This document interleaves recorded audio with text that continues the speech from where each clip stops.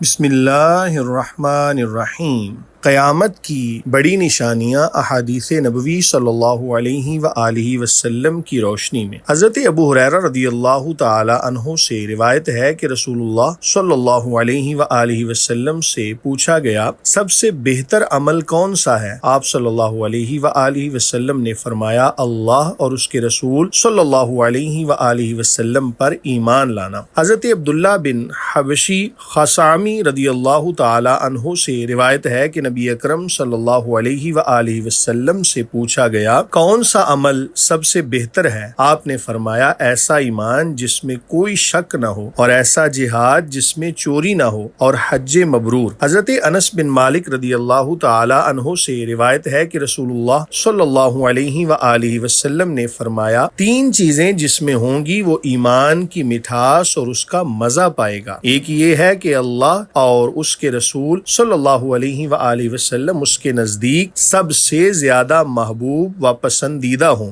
دوسرے یہ کہ آدمی محبت کرے تو اللہ کے لیے اور نفرت کرے تو اللہ کے لیے۔ تیسرے یہ کہ اگر بڑی آگ بھڑکائی جائے تو اس میں گرنا اس کے نزدیک زیادہ محبوب ہو بنسبت اس کے کہ وہ اللہ تعالیٰ کے ساتھ کسی کو شریک کرے، جبکہ اللہ تعالیٰ نے اسے اس سے نجات دی۔ حضرت عمر بن خطاب رضی اللہ تعالی عنہ سے روایت ہے کہ ایک دن ہم رسول اللہ صلی اللہ علیہ وآلہ وسلم کے پاس بیٹھے ہوئے تھے، اتنے میں ایک شخص آیا جس کے کپڑے بہت سفید اور بال بہت کالے تھے، اس پر سفر کے آثار بھی نہیں دکھائی دے رہے تھے، اور ہم میں سے کوئی اسے جانتا بھی نہیں تھا۔ وہ رسول اللہ صلی اللہ علیہ وآلہ وسلم کے پاس آ کر بیٹھا اور اپنے گھٹنے کو آپ کے گھٹنے سے لگا لیا، اپنی ہتھیلیاں آپ کے رانوں پر رکھیں، پھر کہا، محمد صلی اللہ علیہ وآلہ وسلم، مجھے اسلام کے بارے میں بتائیے۔ آپ صلی اللہ علیہ وآلہ وسلم نے فرمایا، گواہی دینا کہ اللہ کے سوا کوئی لائق عبادت نہیں، اور محمد صلی اللہ علیہ وآلہ وسلم اللہ کے رسول ہیں، اور نماز قائم کرنا،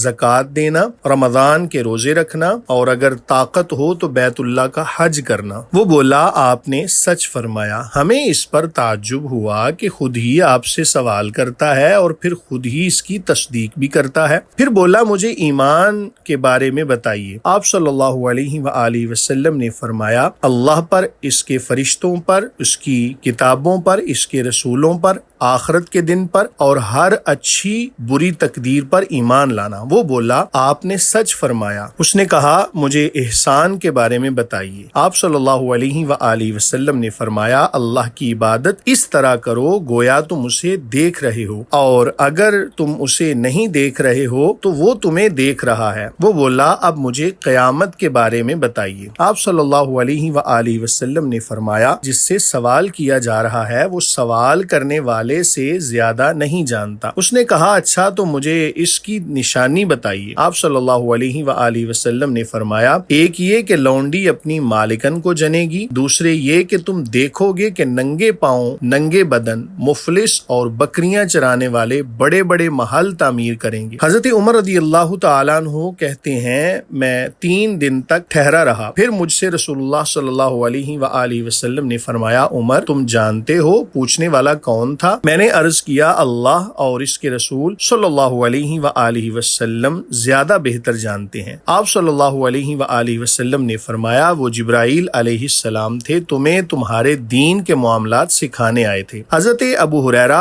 اور حضرت ابو ذر رضی اللہ تعالی عنہما کہتے ہیں کہ رسول اللہ صلی اللہ علیہ وآلہ وسلم صحابہ رضوان اللہ تعالی علیہم اجمعین کے درمیان اس طرح بیٹھتے تھے کہ اجنبی آتا تو آپ کو پہچان نہیں پاتا جب تک پوچھ نہ لیتا۔ ہم نے رسول اللہ صلی اللہ علیہ وآلہ وسلم سے خواہش ظاہر کی کہ ہم آپ کے بیٹھنے کی جگہ بنا دیں تاکہ جب کوئی اجنبی شخص آئے تو آپ کو پہچان لے۔ چنانچہ ہم نے آپ کے لیے مٹی کا ایک چبوترا بنایا جس پر آپ بیٹھتے تھے۔ ایک دن ہم بیٹھے ہوئے تھے اور رسول اللہ صلی اللہ علیہ وآلہ وسلم اپنی جگہ پر بیٹھے تھے، اتنے میں ایک شخص آیا جس کا چہرہ سب لوگوں سے اچھا تھا، جس کے بدن کی خوشبو سب لوگوں سے بہتر تھی، گویا کپڑوں میں میل لگا ہی نہ تھا۔ اس نے فرش کے کنارے سے سلام کیا اور کہا، السلام علیک یا محمد صلی اللہ علیہ وآلہ وسلم، اے محمد صلی اللہ علیہ وآلہ وسلم آپ پر سلام ہو۔ آپ نے سلام کا جواب دیا۔ وہ بولا، اے محمد صلی اللہ علیہ وآلہ وسلم کیا میں نزدیک آؤں؟ آپ صلی اللہ علیہ وآلہ وسلم نے فرمایا، آؤ۔ وہ کئی بار کہتا رہا، کیا میں نزدیک آؤں؟ اور آپ صلی اللہ علیہ وآلہ وسلم اس سے فرماتے رہے، آؤ آؤ، یہاں تک کہ اس نے اپنا ہاتھ آپ کے دونوں گھٹنوں کے اوپر رکھا۔ وہ بولا، اے محمد صلی اللہ علیہ وآلہ وسلم مجھے بتائیے اسلام کیا ہے؟ آپ صلی اللہ علیہ وآلہ وسلم نے فرمایا، اسلام یہ ہے کہ تم اللہ کی عبادت کرو اور اس کے ساتھ کسی کو شریک نہ ٹھہراؤ، نماز ادا کرو، زکوٰۃ دو، بیت اللہ کا حج کرو اور رمضان کے روزے رکھو۔ وہ بولا،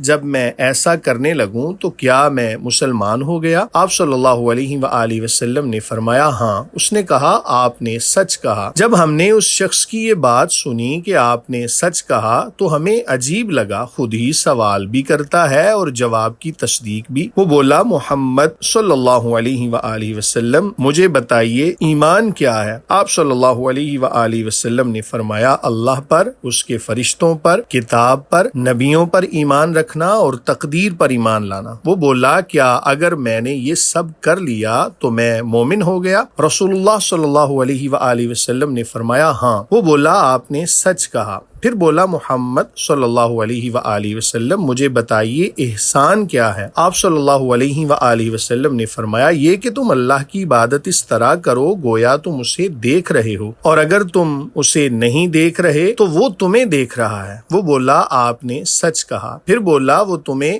دیکھ رہا ہے۔ وہ بولا، آپ نے سچ کہا۔ پھر بولا، محمد صلی اللہ علیہ وآلہ وسلم مجھے بتائیے کہ قیامت کب آئے گی؟ یہ سن کر آپ نے اپنا سر جھکا لیا اور اسے کوئی جواب نہیں دیا۔ اس نے سوال دہرایا تو آپ نے اسے کوئی جواب نہ دیا۔ اس نے پھر سوال دہرایا تو آپ نے اسے کوئی جواب نہ دیا۔ پھر آپ صلی اللہ علیہ وآلہ وسلم نے اپنا سر اٹھایا اور فرمایا، جس سے سوال کیا جا رہا ہے وہ قیامت کے آنے کے متعلق سوال کرنے والے سے زیادہ نہیں جانتا، البتہ اس کی کچھ نشانیاں ہیں جن سے تم جان سکتے ہو۔ جب تم دیکھو کہ جانوروں کو چرانے والے بڑی بڑی عمارتیں بنا رہے ہیں اور دیکھو کہ ننگے پاؤں ننگے بدن پھرنے والے زمین کے بادشاہ ہو رہے ہیں، اور دیکھو کہ غلام عورت اپنے مالک کو جنم دے رہی ہے، تو سمجھ لو کہ قیامت نزدیک ہے۔ 5 چیزیں ایسی ہیں جنہیں اللہ کے سوا کوئی نہیں جانتا۔ پھر آپ نے کہا، اللہ ہی کے پاس قیامت کا علم ہے۔ سورہ لقمان آیت نمبر 34 سے لے کر ہر چیز کا جاننے والا اور خبیر، ہر چیز کی خبر رکھنے والا ہے کی تلاوت کی۔ پھر فرمایا، نہیں، اس ذات کی قسم جس نے محمد صلی اللہ علیہ وآلہ وسلم کو حق کے ساتھ ہادی و بشارت دینے والا بنا کر بھیجا، میں اس کو تم میں سے کسی شخص سے زیادہ نہیں جانتا۔ وہ جبرائیل علیہ السلام تھے جو دحیہ کلبی رضی اللہ تعالیٰ عنہ کی شکل میں آئے تھے۔ حضرت سعد بن ابی وقاص رضی اللہ تعالیٰ عنہ سے روایت ہے کہ نبی اکرم صلی اللہ علیہ وآلہ وسلم نے کچھ لوگوں کو عطیہ دیا اور ان میں سے ایک شخص کو کچھ نہیں دیا۔ سعد رضی اللہ تعالیٰ عنہ نے کہا، اللہ کے رسول صلی اللہ علیہ وآلہ وسلم آپ نے فلاں فلاں کو دیا اور فلاں کو نہیں دیا، حالانکہ وہ مومن ہے۔ تو آپ صلی اللہ علیہ وآلہ وسلم نے فرمایا، بلکہ وہ مسلم ہے۔ سعد رضی اللہ تعالیٰ عنہ نے 3 بار دہرایا، یعنی وہ مومن ہے، اور نبی اکرم صلی اللہ علیہ وآلہ وسلم ہر بار کہتے رہے وہ مسلم ہے۔ پھر نبی اکرم صلی اللہ علیہ وآلہ وسلم نے فرمایا، میں بعض لوگوں کو عطیہ دیتا ہوں اور بعض ایسے لوگوں کو محروم کر دیتا ہوں جو مجھے ان سے زیادہ محبوب ہیں۔ میں اسے اس اندیشے سے انہیں دیتا ہوں کہ کہیں وہ اپنے چہروں کے بل جہنم میں نہ ڈال دیے جائیں۔ اللہ تعالی ہمیں نبی کریم صلی اللہ علیہ وآلہ وسلم کی سنتوں پر عمل کرنے کی توفیق عطا فرمائے، ان سنتوں کو پھیلانے اور اس کے لیے کام کرنے والوں کو ہمت عطا فرمائے۔